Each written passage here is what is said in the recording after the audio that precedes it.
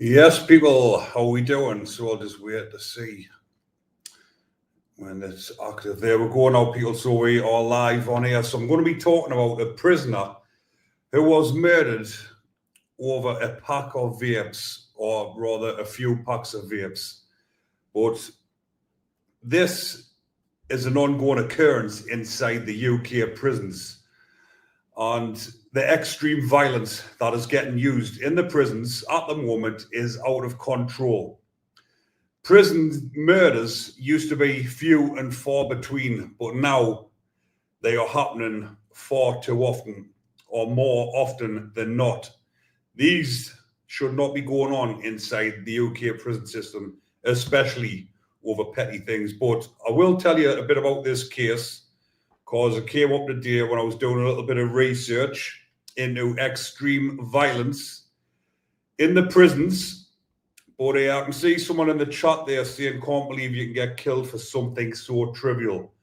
I've seen altercations in prison. Good evening, Jade. How are you doing? I've seen extreme violence in prison, and I've spoke about one in particular, which was over a penguin biscuit inside of HMP Durham. That's how trivial it can be inside a prison. So Jordan Neale has just been sentenced to life imprisonment with a minimum of 16 and a half years. Now, this happened in HMP Peterborough of July of last year. So Jordan Neale had a disagreement with a fellow inmate over vapes before later punching him at least 3 times. Gareth Jones, who was the victim, was knocked to the floor unconscious and died in hospital the following day after suffering a bleed to the brain. Now, I'm not taking anything away from the victim regarding this case, but when I was looking into this case, I'm very surprised he actually got convicted of murder, because he took this to trial. Obviously, he wasn't denying attacking him or hitting him. He admitted to that, which I'll talk about in a minute, but he took it to trial and he was found guilty. Now, he hit him with 3 punches. He went in the pad and punched him 3 times, knocking him unconscious. He's went to hospital and died the following day when they've knocked his life support off. But for me, looking at this case, just knowing the brief details, obviously, what I've looked over it, that isn't murder in my eyes. Yes, he's unfortunately lost his life, but when he's been in a fit of rage and he's punched him 3 times, punching someone 3 times isn't murder. He's in a fit of rage. He's wanting to hurt him. He's wanting to get back at him because he's borrowed him money to get vapes off him, and he's obviously bumped him. And you've got to stand your ground in prison. You've got to stand up for yourself. He's thinking he's taxed me. He's not giving us me vapes. So he went and flew at him, punched him 3 times. And unfortunately, he got a bleed on the brain. So to me, that's like a manslaughter. I'm not saying he doesn't deserve prison because it's taken away from the victim's family, but it should have been a manslaughter, in my opinion. So we'll talk a little bit more about this case. So the inmate was murdered in a row over vapes. Jordan Neale punched Gareth Jones 3 times in a cell, HMP Peterborough, on July the 12th last year. And that's when he went to hospital, and the following day, the life support machine was unfortunately turned off. But, and here is this is the reason he's been convicted of murder, because after the incident, he's actually went back to his cell, panicking, knowing he's done wrong, but then he's made a phone call to his friend back home, and he said to his friend, where he's admitted to a close friend, he had fucked up and killed someone. Those was the words he's used, and those are the words that has got him convicted on murder. He continued to say he is not breathing and I am looking at life. During interview, Jordan Neale, 27, told officers he had given Mr. Jones £80 and was promised he would be paid in vapes. The pair obviously had a verbal disagreement, been fighting nearly in the dinner queue over the vapes. They then returned to Mr. Jones's cell. Mr. Jones has spat in his face, causing him to lash out. So this is what I'm saying. when these two are together, this isn't a murder, in my opinion. And I do believe there will be an appeal. So the lad that's borrowed the money to give him some vapes back has actually spat in his face in prison. Anywhere, even outside, that's a high level of disrespect, more so in prison when other prisoners are watching. So he's lashed out and punched him 3 times in the head and chest. So all these blows weren't to the head. One of them was to the chest. So he's one fateful blow, but obviously he's a big, strong lad. He's fell over and bashed his head, causing a bleed on the brain, which has unfortunately killed him. So at Peterborough Crown Court on Friday, July the 18th, Neale was sentenced to 16 years and 6 months in prison. Obviously, that's a life with a minimum of 16 years. He was found guilty of murder by a jury following a 10-day trial at the court in February. So, like I say, these unfortunate set of circumstances. But the only reason he's been convicted of the murder is because of that phone call that he's made. That'll be the second biggest regret of his life. The biggest regret will be punching him so hard and ending his life. But then when he's went and phoned his friend, he's panicking. He's wanting someone to speak to. And he said, I fucked up. He knows he's done wrong. He's saying, like, I fucked up. He's not breathing, panicking. The phone calls are recorded inside of prison.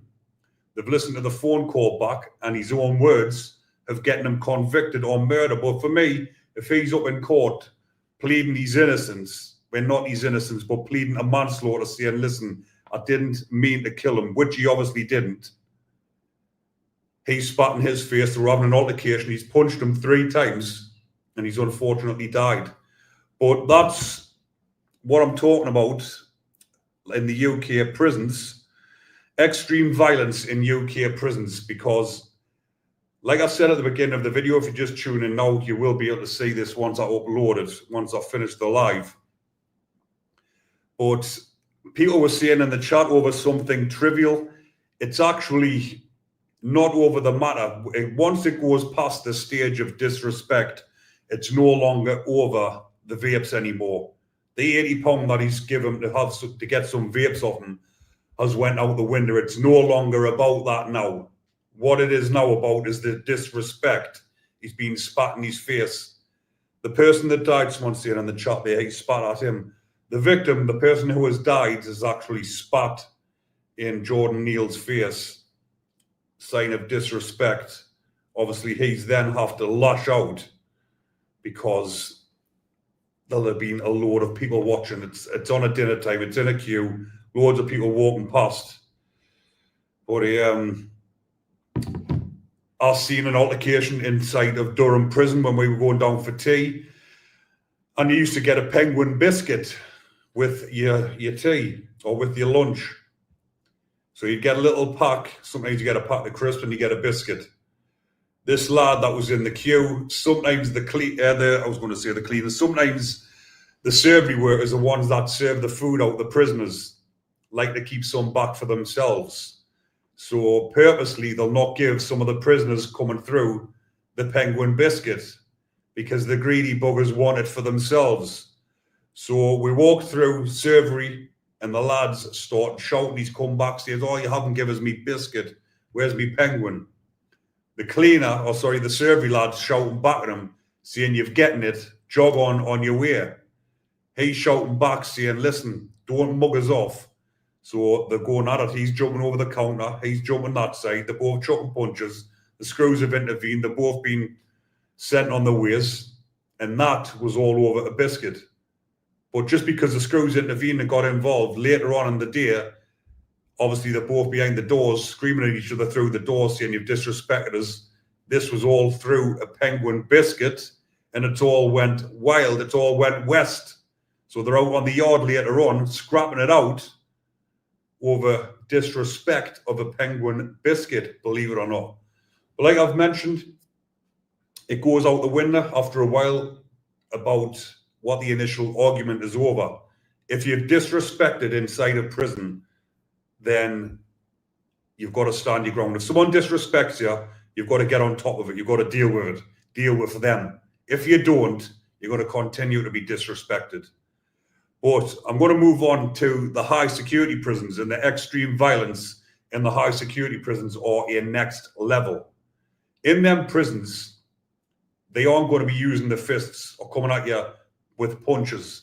It's going to be proper, serious violence, as in hot oil, makeshift chivs, that type of thing. I've seen a terrorist got oil tipped over his head inside of Franklin. I also seen a terrorist tip hot oil over a Geordie lad. And I also seen some of the biggest, naughtiest lads getting served up inside of prison. And served up means getting done in, getting stabbed, getting slashed. And in Franklin at the time, some of the lads used to have 6-inch spikes, like a 6-inch nail, but thicker. And some of the other lads would sharpen them up in the woodwork shop on the grinder. And they would come back and they would use them, and they would sometimes put it in a bit of wood. So you can imagine that is a naughty, deadly weapon. And I did see it getting used on a few occasions.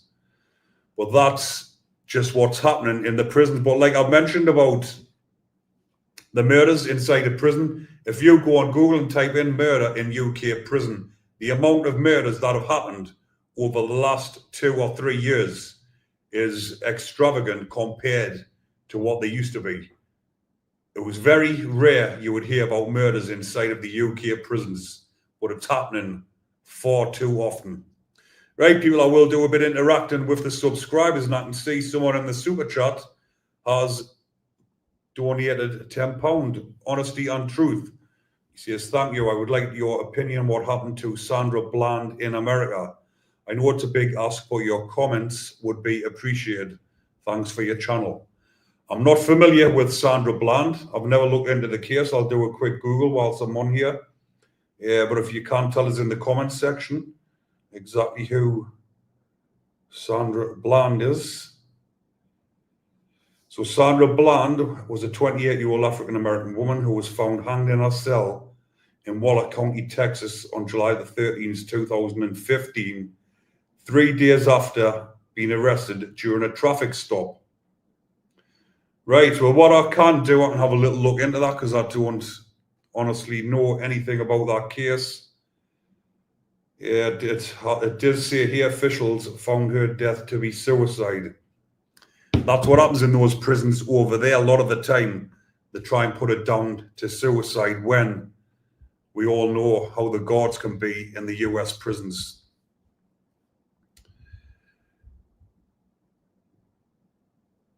Someone has a little joke about the penguins there. What goes black, white, a penguin falling down the stairs. Good one. So Ron says, this is the big problem. You go on in doing 5 and end up getting lifed off. So he's saying you end up going off into jail doing a 5 stretch or even a 5-month sentence, and you end up getting lifed off.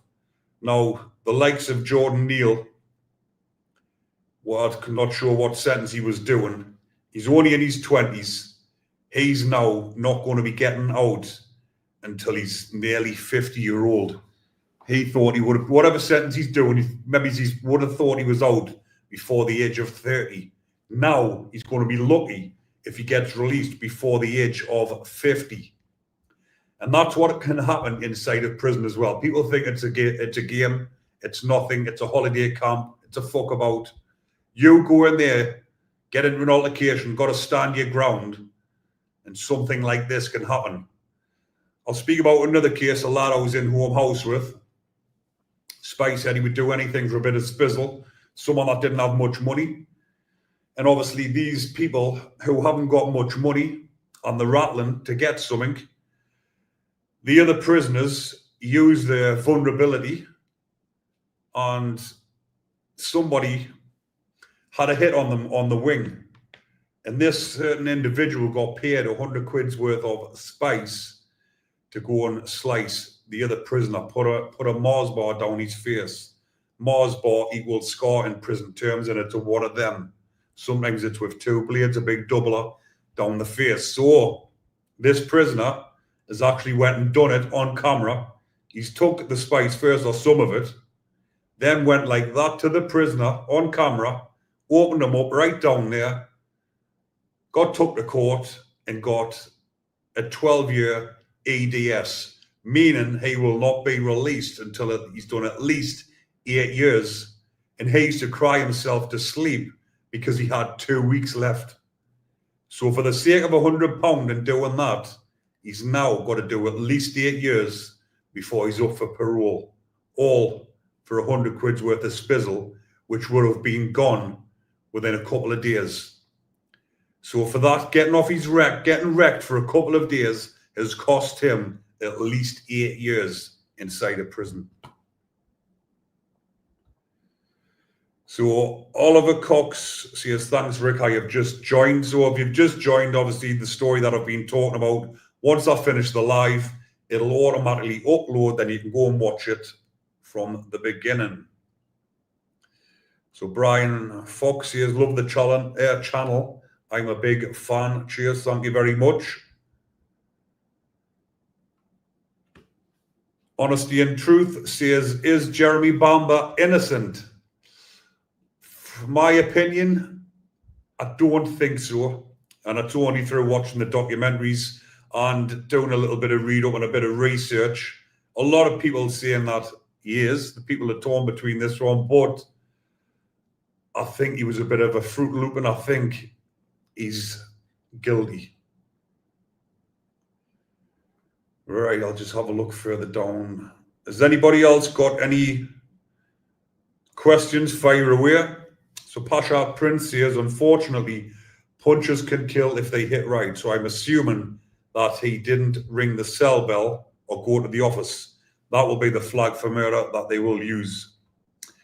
Like he says, obviously, when he's punched him and he's went on the floor, he can see that he's unconscious. And he even said in the phone call, he thinks he's dead. If he hasn't raised the alarm afterwards and tried to get him help, then that's another case for murder. Because if he had started screaming, press the cell bell or the alarm bell, shouting for the screws, shouting for help, then he hasn't meant to. But again, he's probably panicked, thinking he's dead. He shit himself, thinking that he might not get caught. But that's the tragic circumstances surrounding that.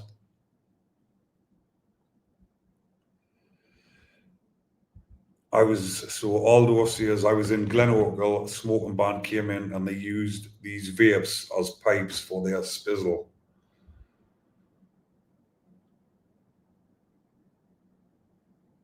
What's this one? Luke says, are you still doing full life of vids? You should do Mark Hobson. I've actually done Mark Hobson, but it's probably been over a year since I've done the full lifers, which is the life without parole. Because I was in the process of doing every single person that's been given life without parole. There was about 100 cases of prisoners who were given life without parole. And I did get through around about 18 while I was talking about the case in detail, getting all the facts together. But now that I've got more time, I am actually going to continue to do that. And I am going to get through the full 100 lifers that were serving life without parole. Currently, there's about 73, I believe. The rest of them have either died, won their appeal and had their sentence reduced to a set tariff. And some of them, like I say, some have died and some have had or won their appeals. So I will continue to do that. Luke, don't you worry. Keep watching. I've got loads planned for this channel. I've got 2 podcasts lined up this week. I'm doing one tomorrow, so I'll probably release that one on Thursday. Because when I done the one the other day, when I done the live, there was a bit of an interference with the Wi-Fi and it was glitching a bit. So I will probably just pre-record them, then upload them. So Aldo says, what's worrying is the amount of youth that are in and out of jail with no hope, no future. They think it's fun and games till it's too late. Exactly that. And that's what I try to teach a lot of the youngsters as well, because that was me. Before I went into jail, when I was 20-year-old, when I got my IPP life sentence, I always wanted to go to prison because my friends had been, my dad had been. It was just the norm in the area. If you went to prison, you had that badge of honor, and that was in a warped sense of, or in a warped way. A lot of them, kids like he's mentioning now, what Aldo was mentioning, are in that mindset now. They want to go to prison. They think it's a game. I did. I wanted to go to prison until I got there, got what I wished for, and got a 99-year sentence. Luckily, I've had it terminated now, and I am coming on here. And I've went into schools and I've done a lot of work, and I'd still do work online, trying to deter the youth from going down that path. Because if they haven't got decent role models, people to stand in and talk with them the way that I do, or someone to push them in the right direction, saying, listen, get yourself in a boxing gym, or get yourself into a gym, get yourself running, get yourself fit, instead of getting off your nut with your pals, going around smashing people up or doing whatever, thinking that that's the be-all and end-all, when in fact there's more to life than dossing about the local estates, getting off your nut, drinking cider, like I used to, 99 pence at the time. I used to drink bottles of White Storm or White Lightning from the age of 11-year-old, knocking around the streets with no positive role models and getting up to mischief, thinking it's clever because there was nothing else to do in the local areas. So getting up to mischief was the norm, and it was fun, or that's what I thought it was. But looking back, it was a waste of life. So Oliver Cox has just paid Rick 99 pence. Is well worth it. Love watching you. Thanks, lad. Thank you very much, mate. So Luke, thanks, mate. Great channel. So Joshua says, how long were you in prison? Altogether, I spent nearly 7 years in prison, done just over 5 years on my IPP, which was imprisonment for public protection. I went in when I was 20-year-old, got out when I was 25, went back in when I was 35 for a further 14 months. So all in all, just shy of 7 years. But from the age of 20 up until 25, I don't regret spending my time in prison, because it made us the man I was. I was just heading down the wrong path, the wrong direction, and prison actually saved us, because when I got out, the majority of the lads I was knocking around with were doing the exact same. They were still getting smashed, getting off the nuts, where I had 5 years of being on a straight head, no drink, no drugs, no nothing, apart from gym and being around like-minded lads, but being around people that wanted better things in life, that wanted more than prison, business-minded lads in a high-security prison. So prison for me wasn't a waste of time. It made us, like I've just said, the man I am today. Then when I went back in on my recall for 14 months, which was actually worse than my initial sentence because I was married and I had 4 kids, that was a killer. But that was the turning point for me to think, right, that's me done with prison, do everything I can to stay out. And here I am now, living in Thailand with my wife and kids, living our best life. It's actually 10:30 at night here now. So Adam says, how did you manage not to become institutionalized? You only become institutionalized, I think, if you haven't got something better in life to look forward to, and you kind of get it out of your mind. Because I know people who's been in for 20 years, they've come out, and because they wanted to be out and they wanted a better life, they've got plenty to live for out here. They were fine, they got on fine. Like I say, I think it all depends on the individual. If you've got nothing out here and you feel safe in prison, then you become institutionalized. But don't get us wrong, there is traits that you pick up when you've been in prison. Like for years, when I went in places, I always wanted to be seated near the exit or seated somewhere where my back's to the wall so I can see what's going on in front of me. So things like that is a part of institutionalized. And there is, like I've just said, little traits like that. But the traits that I picked up was getting in a routine, going to bed early, getting up early, which I still continue to do today. But that's part of being in a good mindset and being the best version of yourself. So Anthony says, Ricky, you've done really well for yourself and your family. I take my hat off to you for that. Thank you very much, mate. But that's why a lot of people watch this channel, for that sort of content as well, because when I started this channel up, I'll just get my book here. When I actually started this channel up, it was actually to promote my book, Behind the Bars Ruthless Fitness. Behind the Bars, that's where the name of the channel came from, Behind Bars TV, because I wrote that book whilst locked up during COVID when I couldn't see my kids. I nearly could have went the other way, went into a deep depression, but I didn't. I thought, right, I'm in this shithole.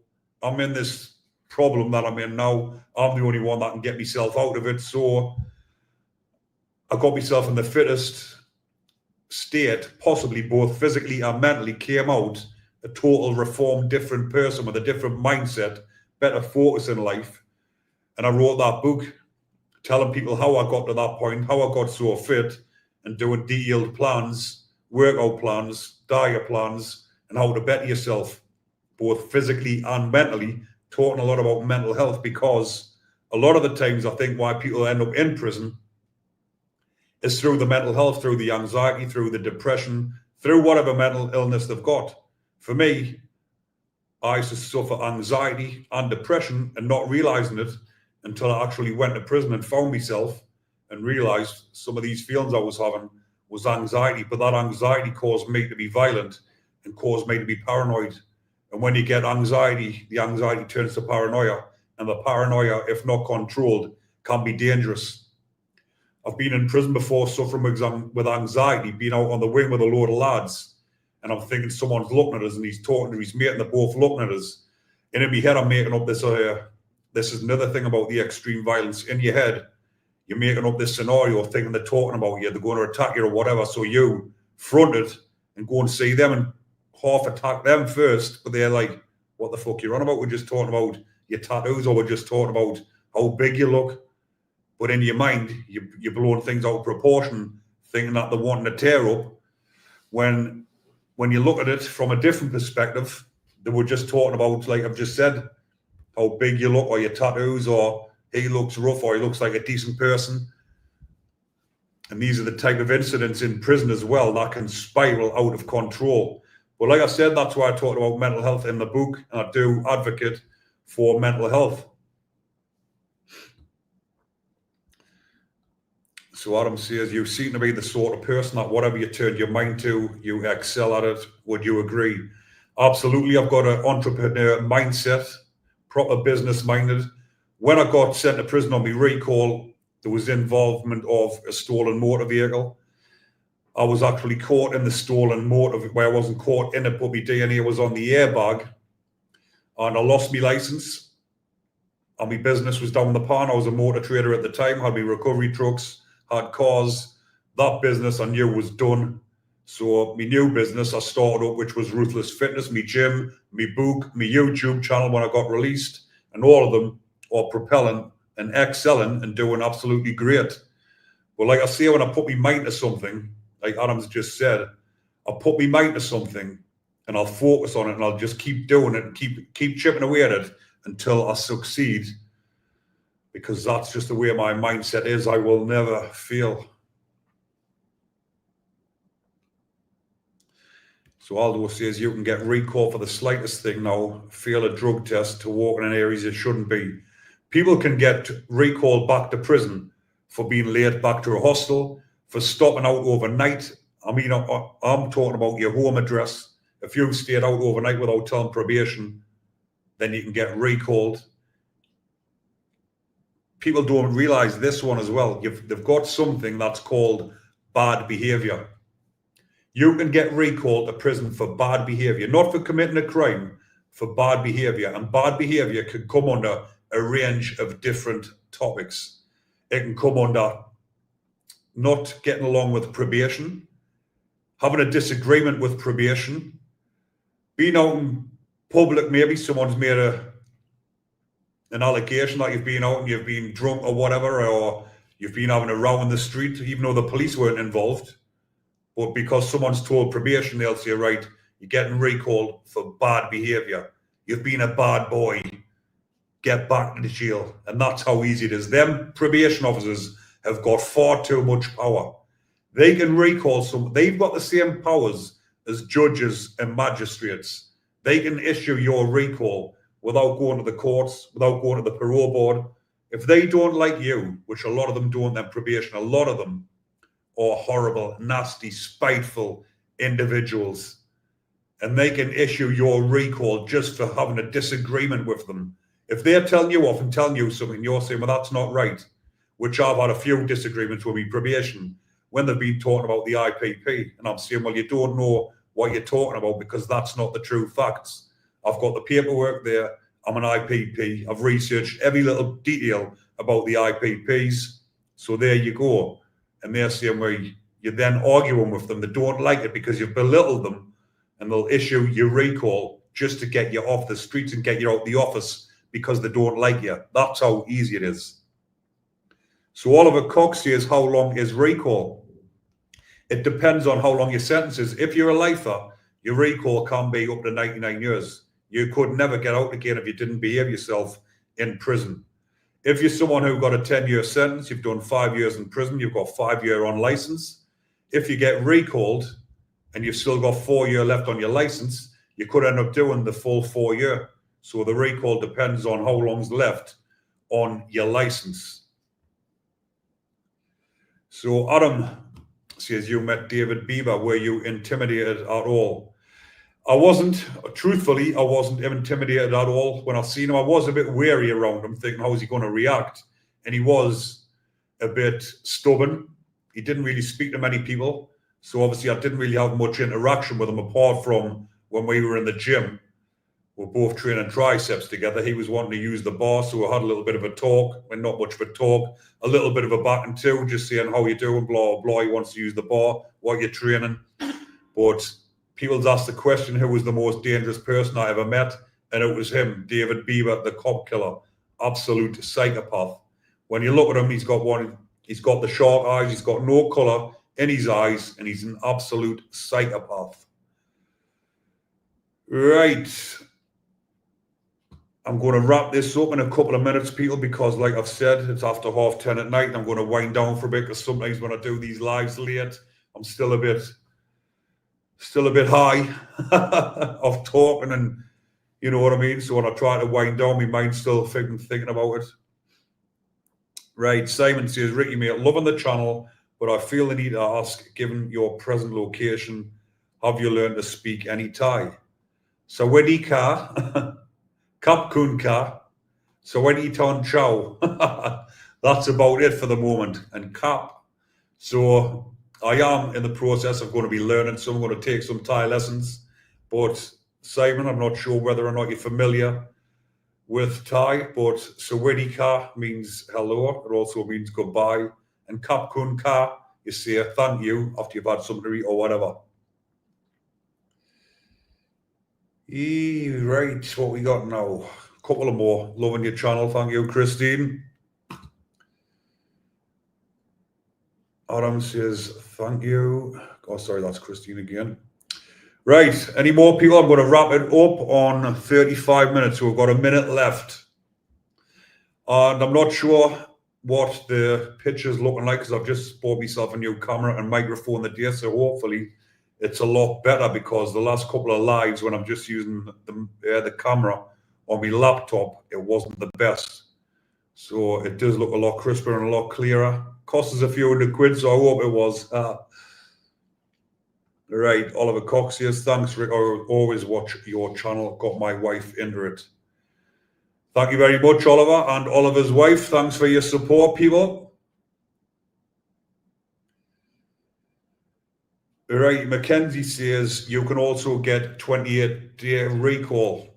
So yes, you can. If you're doing a normal sentence, you can get a 28-day recall, but it doesn't actually mean you get released after 28 days, but you can be released. If the probation parole board as well, you can get a 28-day recall of probation, I believe, like he's just said, and you do get out after the 28 days. But sometimes they'll issue a 28-day recall, and then you don't get released after the 28 days. They can keep you in longer. So Alison Lynch says, Geordie Ty, love it.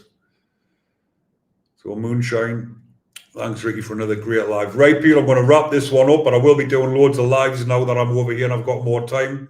So thank you very much for watching, people. Remember to like the video and share it amongst your social media people. So take care, enjoy the rest of your day, and stay safe, people.